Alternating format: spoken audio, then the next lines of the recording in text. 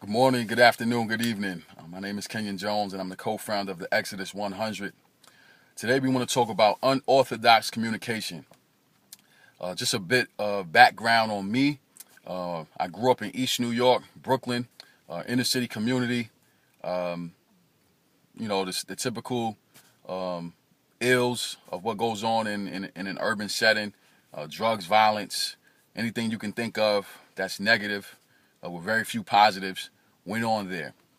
And I had an opportunity to go to school in San Diego, California, as well as Clarendon, Texas, Glenville, West Virginia, and I now reside in Brooklyn, New York. And by me having that diverse background of schools, I was very fortunate to meet people from all different walks of life. I went to a bunch of schools because I was on a basketball odyssey, really trying to find my place athletically. And I was very fortunate to, be well traveled and meet people from all over the world. So because of that, because of my travels, I'm fortunate enough to have friends in Norway, as well as different parts of Europe, all over the United States, all over the world. And now I'm back home in Brooklyn, where I live and working in my community. So my level of communication, because of my background, is unorthodox. I'm a person who grew up, in an environment where slang was always used. And then I go off to college in California where, California, San Diego in particular, is so laid back and so different than Brooklyn. Then I go to school in the panhandle of Texas, where that was a total culture shock as well. And then from Clarendon, Texas to Glenville, West Virginia was another culture shock altogether. So I've been in these environments where people have been different from me. And by me being in these different environments, of course, my level of communication has grown because I've been around so many different types of people. So when I'm able to speak to whatever audience, whether they be youth or adults or, people that have money or people who may not have much money, my goal is to make sure that I communicate well.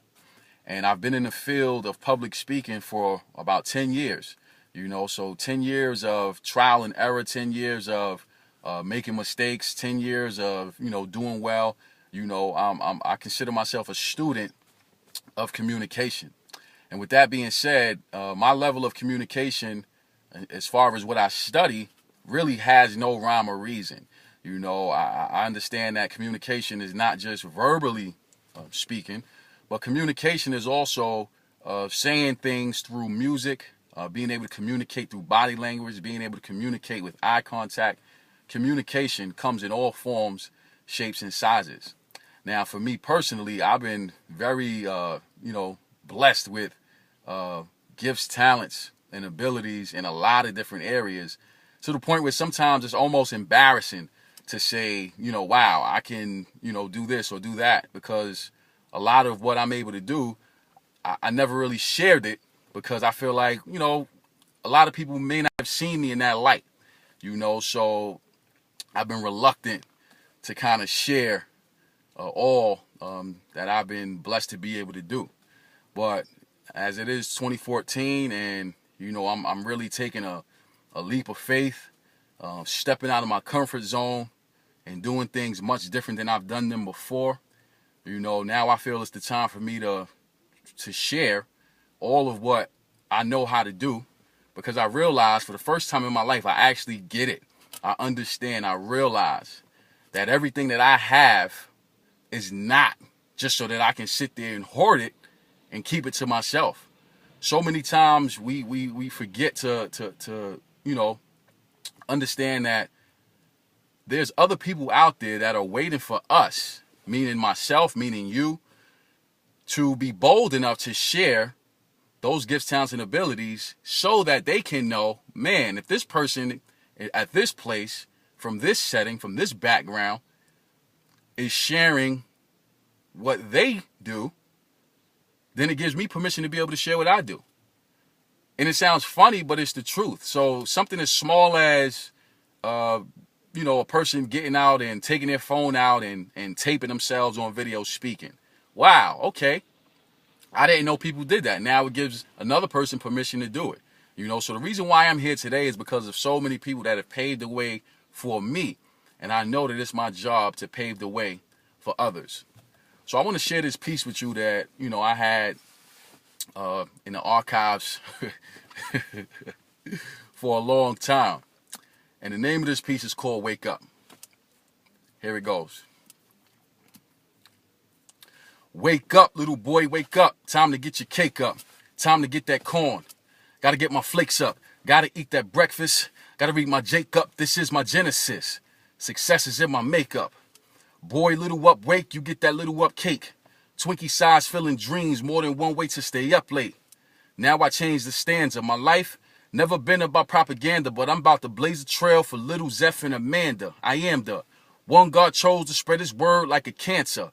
But instead of death, I'm like Rocky on all the steps, running to the top till I utilize all my breath. So that piece was called Wake Up, and I was inspired to write Wake Up because I was talking to myself. I was saying, listen, man, you don't really like where you are right now. You don't really appreciate how things are going. You have all these gifts, these talents, these abilities. Why aren't you doing everything that you could do to get yourself out of the situation? So I just took my pen and I started writing. And the first words that came out was wake up. And the next part said, little boy. Because in order for me to be transparent and to be honest, I had to, one, wake up, but I had to, two, acknowledge that I was acting like a little boy. So by me saying, wake up, little boy, wake up, time to get your cake up. Now I'm acknowledging the fact that, one, I have to wake up. Two, I'm acknowledging that I'm acting like a little boy. Three, I'm saying I have to get my money together. I have to get my money right. So I said, wake up, little boy, wake up. Time to get your cake up, right? Time to get that corn. Got to get my flakes up. Now, I'm not going to sit here and break down everything that I said, but the reality of what I'm saying is this. Sometimes we have to wake ourselves up. We have to get ourselves out of a funk, because if we don't do it, guess what's going to happen? You'll be in a funk for the rest of your life, and it continues to go on, and there's no end to it until you, me, us, together, we acknowledge where we are and say, you know what? It's time for me to wake up. It's time for me to get my cake up. It's time for me to do everything that I need to do to get myself in the place that I'm supposed to be in. So with that being said, I want to thank you guys for watching this video. It's been truly a blessing and a privilege to share my vulnerabilities and everything that I have within me with you all over the world. Thank you, and God bless.